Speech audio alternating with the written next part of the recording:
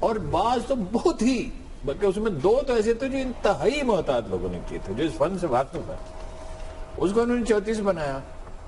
دیکھیے انہیں 160 سیٹیں مل سکتی ہیں، مجھے اس میں کوئی ڈاؤٹ نہیں، رتی برابر بھی.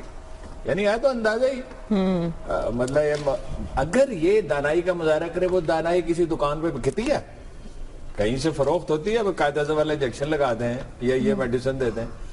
1 کروڑ سے زیادہ ووٹ ہیں کاشتکاروں کے جو وہ ڈالیں گے کم از کم.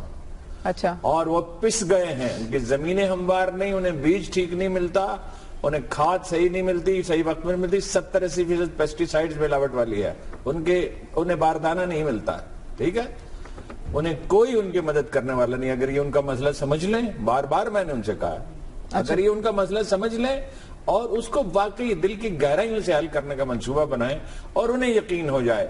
مطلب میں نے اسے کہا تھا گنے کے کاشتکاروں کے ساتھ ایک دن گزارو، سندھ میں سب سے زیادہ برباد وہ ہے، پنجاب میں بھی بڑی زیادتی ہے، لیکن سندھ میں تو نیری مدری لوٹ ماری ہے. یہ نہیں کرنا، تقریریں کرنی ہیں، کیتھارسس کرنا ہے. یعنی جتنا میں ان کو سمجھتا ہوں، اس کی تو میں رگ رگ سے واقف ہوں، اس پارٹی کا بھی مزاج تھوڑا سا میں سمجھتا ہوں، غلطی مجھ سے بھی ہو سکتی ہے. 60-70 سیٹیں انہیں لینی چاہیے.